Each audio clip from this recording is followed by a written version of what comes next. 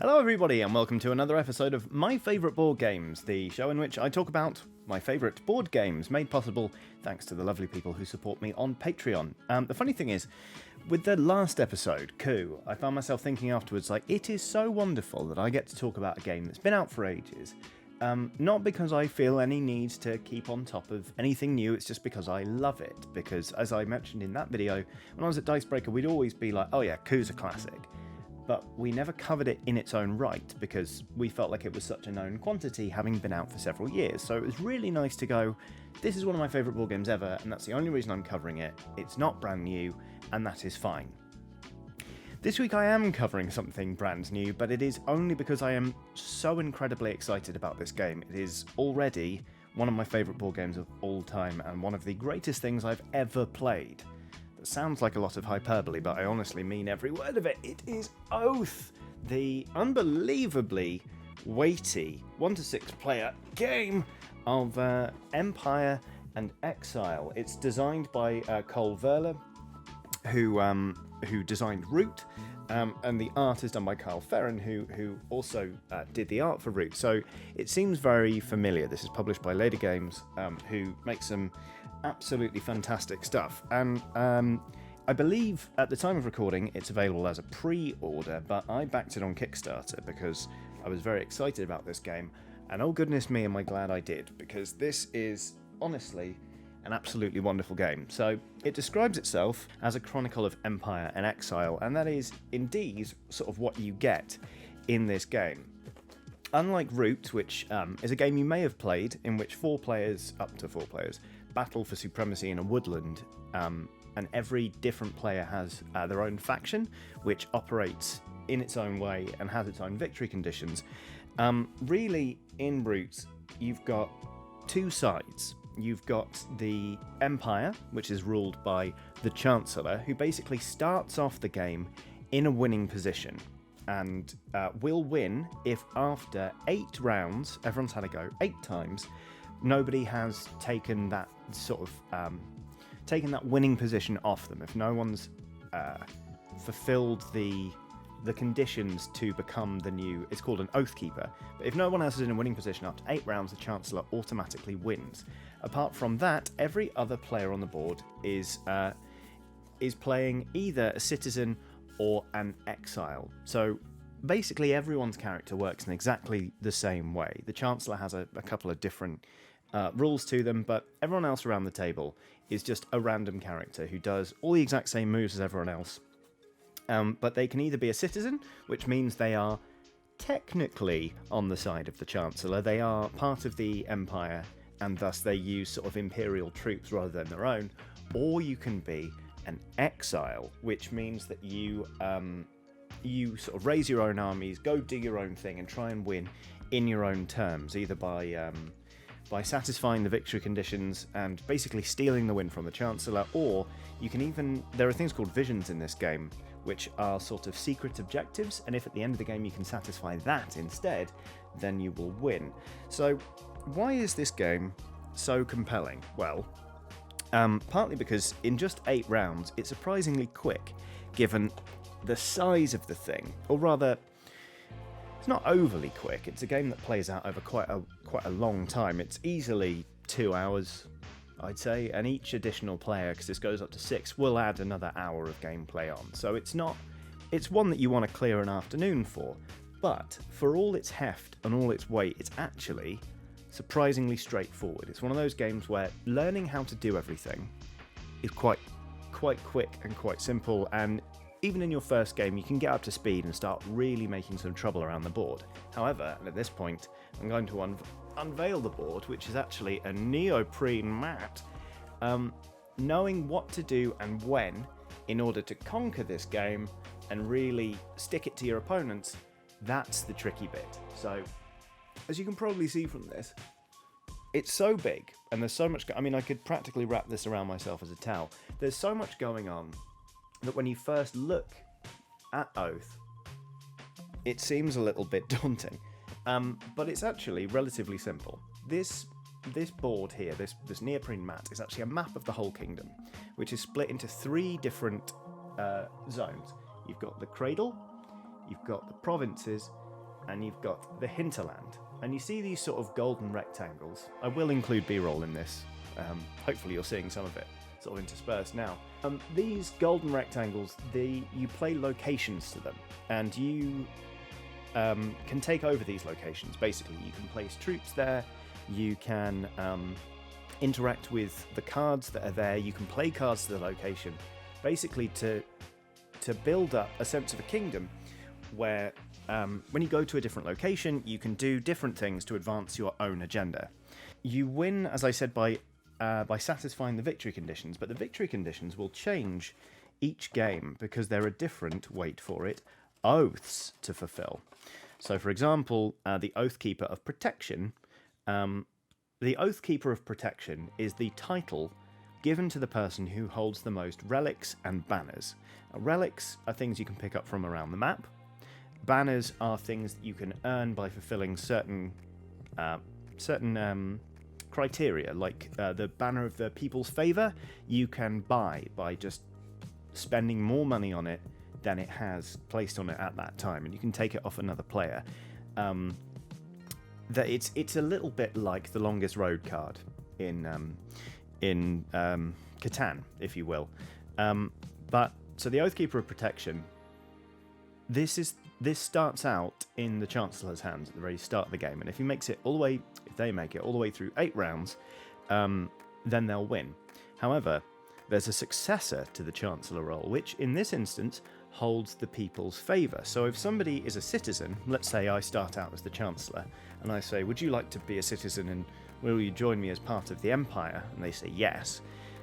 If that person then gets the people's favour by spending more money on it, just like the Longest Road card, if they spend the money and buy the people's favour and the game ends, they'll win, not me. So the Chancellor is in a tricky position where they have to kind of balance the game's politics, because they want people to be citizens because it's useful for them. They can pool resources, and while citizens are allowed to attack the Chancellor and vice versa, they're less likely to. But making somebody a citizen can be really dangerous, because they can basically just put themselves in a position to be your successor and ensure that if the game ends, you don't actually win. My very first game of this, I was the Chancellor, and it was getting toward the end of the game, and one of the people I was playing with made themselves my successor, and I didn't have enough money to banish them. They were quite happy to stay as a citizen, and I ended up losing because the game ended prematurely. They were my successor, so even though I was in a very, very strong position, this was the Oath of Supremacy, which meant you had to have the largest number of sites, the cards on the map, controlled. I could do nothing to stop him winning because the game just ended. Because, right, see this little clock down here? This is a turn marker. You start out here, and then it goes around 1, 2, 3, 4, 5, 6, 7, 8 turns. But the last 3 turns, at the end of the Chancellor's turn, there is a roll. And that roll, if it is rolled successfully, ends the game. So, on the first one, if the Chancellor rolls a 6, the game immediately ends, and whoever is in the winning position at that point will win. The second time, if they roll a 5 or a 6, then the game ends, and then the third roll is a 3-up. So a 3, 4, 5, or 6 will end the game early. So it's really interesting in that as the game sort of starts to tick up toward the end, there's still, in theory, plenty of time for the game to play out. Nearly half the game, really, is still yet to go, and it's still up for grabs. And as I'll talk about in just a second, you can do a lot on a turn. But there's also this sort of gnawing anxiety, this fear that the game's just going to end, and your brilliant plan, which is going to take you at least 2 turns to enact, will not come off. It's absolutely beautiful. But as I just said, you can do a lot in this game in just 1 turn, because like I said at the start, this game is very different to other games like Root in that you're not this one faction that has its own playstyle. You are effectively a blank slate, and everyone is playing the same way. But the cards you pick up and the abilities they give you will drastically change what you're capable of, and thereby what kind of victory conditions you want to go for, and whether you're going to play just a very sort of diplomatic game, whether you're going to be very martial, and just sort of the cards you draw completely dictate the kind of experience you're going to have. That sounds like a lot of sort of RNG, I guess, or sort of random elements, and that is absolutely designed to be part of this game. Because, I haven't even started talking about the legacy element of this game, but in each game you've got this big stack of cards called the World Deck, and it's got all of these... What on earth is that noise? Just try and ignore that. It's got all of these different cards that you can play in front of you to give yourself these powers, or play to sites to make them more powerful. And they're wonderful, but a certain number of them are removed at random at the end of the game, and a certain number of new ones are added in at the end of the game at the same time. So the world deck stays the same size, but each game it changes composition. So the number of possible combinations is absolutely vast, and because all of these cards are so interesting and potent, it means that every game you'll draw a card and go, oh wow, and your entire strategy will change. To that end, I actually think that the pacing on this game is kind of wonderful, because in certain games, especially ones with a high element of strategy, which this absolutely does have, you can spend forever just staring at the board, just staring like hatefully at the pieces of plastic, waiting for your turn so you can move them in the way you moved them, and just hoping against hope that the game stays the same or doesn't change so much that you can't do what it is you're planning to do. Like, Twilight Imperium is one of my favourite board games of all time, but it absolutely is a game of people just frowning at little cardboard hexes until it's their turn to unknit their brow just for a few seconds, do something, and then go back to frowning at the board. And the beauty of Oath is, more often than not, you can sit there and you'll plan your go, and you'll see people doing it. They'll all be sort of sitting there trying to work out what they're going to do and working out how much supply to spend. I haven't even talked about supply. There are so many facets of this game I love, but they'll be sat there planning out their turn, and you can do that until the cows come home if you really want. But also, the game changes so frequently and so liberally that oftentimes you'll be planning your go, and then I've had moments where I'm like, I'm going to stop thinking about this, because the game world is going to be totally different by the time my next go rolls around. The opportunities I'm hoping against hope will be there on my next turn probably won't be there, but there will be new opportunities for me coming up, and I could make better use of them. So it's an incredible experience whereby there's real strategic depth to this game, and I can't stop talking about it with my friends. Really, honestly, we've been picking over the last game we played just endlessly since it concluded. But also, you can sit back and have a little bit of a chilled time between goes. You just sort of pay attention to what other people are doing, sure, but you don't have to be switched on. You don't have to be like a mentat for the entirety of the thing. And I just find that so rewarding. There's such a sort of lovely ebb and flow to this game. Not least because every person who's playing has a chance to win right up until the end, really. There's not much, at least in my experience so far, there's not been any scenario in which anyone gets properly left behind and halfway through the game goes, I've got no chance of winning now. There's always a strategy you can pull. There's always a vision card you can go looking for in the discard piles. There's always some twist of fate that someone else is going to enact on a completely different player that will change the landscape for you and give you a shot at getting back in the game. So the last game I played, it was a 4-player game, and at the start of the last turn, the Chancellor was oh no, the Chancellor wasn't winning. The Chancellor was not winning, but they put themselves in a situation whereby they would, if somebody would just stop his successor from holding a certain artifact. And they played a really good turn, and they were basically just like, I've got to hope someone goes after this guy. That was me. Everyone thought I was out of the game, but I went after the successor. I took what was needed to actually put the Chancellor back in a winning position. And so I was sat there thinking, okay, at the end of this, I can win. I'm not guaranteed to win, but I can win if the final player goes after the Chancellor and defeats him in battle, but doesn't manage to win too much and take over too much of the board in the same turn.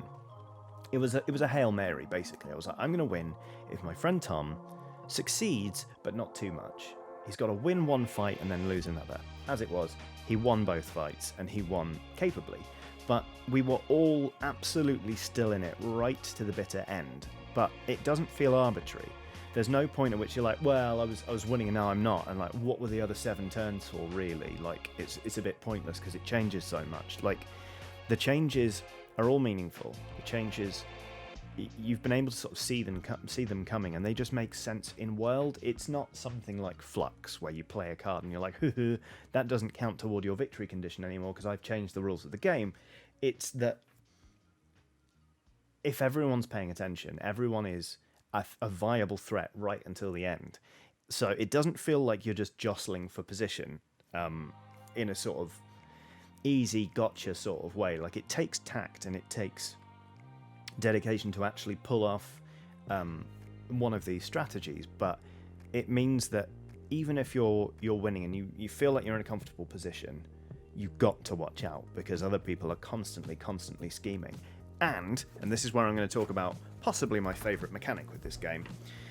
You may find that you can't do as much on your turn as you need to, because this little doodad here is the supply tracker.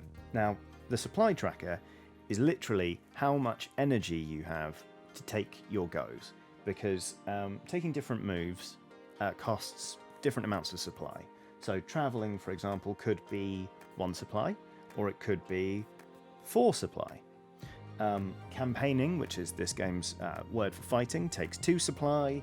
If you want to recover something, which is like picking up a relic, for example, that's 1 supply, and oh, look, suddenly you're out of moves, you're out of goes. And at the end of your turn, your supply tracker refreshes, but it doesn't necessarily refresh straight back to 0. It depends how many troops you have, or warbands as they're called, you have in reserve rather than out on the board. Because if you've got a massive army, that's a lot of troops to feed, right? So you can't do as much.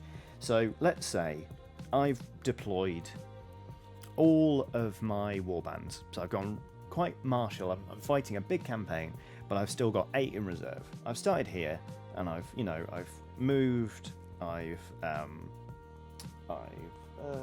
say I've traded to get some more coins, I've campaigned, and then I've tried to recover something. I've picked up a relic. That's my whole go. But I've only got 8 troops in reserve. Instead of going all the way back here, my tracker refreshes to here, which means that on my next turn, I only have 1, 2, 3, 4 supply to do everything I need to. So it's a really useful kind of almost rubber banding sort of way to ensure that nobody can just build a massive army and steamroll everybody. Because you have got this massive army, yes, and it does have a great martial potential, yes, but it also hobbles you because you just cannot do as much. So there's a real balancing act. Sometimes you'd be like, oh, I could do that, but do I want to? Do I want to save my supply so that I can do more next turn? I very nearly took myself out of the game by doing 1 more action than I needed to, because on my last turn I was like, I can't get over there, and I can't fight this person. I can't do the things I need to do. And it's exhilarating. It's really fun. It's really fluid. And like I say, it's easy to pick up the basics, but mastering it is a lot harder. And the interesting thing about this is, kind of as I alluded to earlier with the deck, bits of this game persist. So let's say we're playing a game and we've got a Chancellor, we've got a Citizen, and we've got 2 exiles, okay? And now let's say one of the exiles wins. When the exile wins, the exile basically becomes the Chancellor. So the exile is now the Chancellor. If we were going to play another game, the player that won would become the Chancellor in the next one. But because this citizen was part of a regime that has just fallen, their board flips and they become an exile.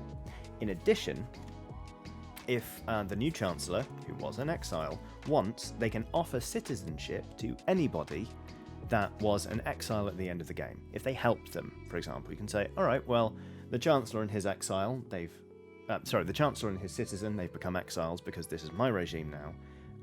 Why don't you become a citizen for me? Why don't you join my empire? And they can say, yes, thank you very much. And when you start the next game, that's the position they're playing. They're not an exile anymore, they're a citizen. There are also sites on the map that remain as part of the realm that the Chancellor has, so you may not see entirely new locations every time you play. You'll see old ones and you'll see new ones kind of shuffling in. And yeah, like I said, oh, that's right, the person who won also gets to pick the victory condition for the next one. And it all goes here into the world box. So, oh, cripes. I'm really trying to be careful about this because this is the next game of Oath for me. In here, we've got the sites that are part of the realm. We've got some relics that are attached to those. We've got a couple of building cards that are a thing. Don't worry about that too much. But also, we know what the next victory condition is, which is Oathkeeper's supremacy. So the winner is going to be the one who rules the most sites. So the next game is going to be very fighty, whereas the last game we had was very kind of postury and influency and politicky. And I mean, I don't know if I've done a very good job of explaining this game, but it is absolutely wonderful. Like the way bits persist, and you get a sense of a land in which empires are rising and falling in front of your eyes, and you can remember them. You're like, oh, do you remember when the Chancellor over there tried to win on this, but blah blah blah blah, and he was overthrown? You know, like my friend was the Chancellor, but he only ruled a site called the Wastes, so he was just king of the Wastes. And the other site of great importance in his empire was the Slums. For no particular reason, it was just the card that turned out to be pivotally important, but it gave us a real feeling about this empire that he ran, where he was king of the wastes and everything was actually kind of horrible, but that was also, you know, what he liked, because that's the kind of Chancellor he was, etc, etc. It's light enough that you can just sit around and play it and have a good giggle, but you also do get this sense of continuation, that it's not like you're role-playing, but you definitely get a sense of legacy about this game. And it's just, I love it. I think it's absolutely brilliant. I cannot wait to play more of it, and I'm extremely, extremely glad that it is now legal to have a few friends over and play board games, because that is Oath. So I'm just going to hold this up again. Oh, it's upside down. I'm going to hold this up again because it really is beautiful. And, well, I need to roll it up in a minute, so it's good for me to sort of have it in hand. But that is one of my favourite board games. It's called Oath. Like I say, at the time of recording, it's available for pre-order. I'd suggest you give it a go. If you use Tabletop Simulator, there is a mod out, so you can try it at least, or play it remotely. But yeah, this is definitely worth a look in. It is rocketed to the top of my most favourite board games ever, and I don't think that's just enthusiasm about the new. I think this game is something I've been looking for quite a long time. I love it. So yeah, thank you very much for joining me on this episode of my favourite board games. What are your favourite board games? Have you tried Oath? Let me know in the comments. Let's have a little chat about it. Hopefully you enjoyed this video. If you did, there are loads more on the channel. If you aren't subscribed, please do. Ring the bell icon so you get notifications when I put stuff live. Leave a comment if you like. It helps the algorithm, etc, etc, etc. Yada, yada, yada. If you want to check out the Patreon, it's patreon.com/Johnny Chiodini. And yeah, I will catch you next time. Take care of yourselves, and goodbye.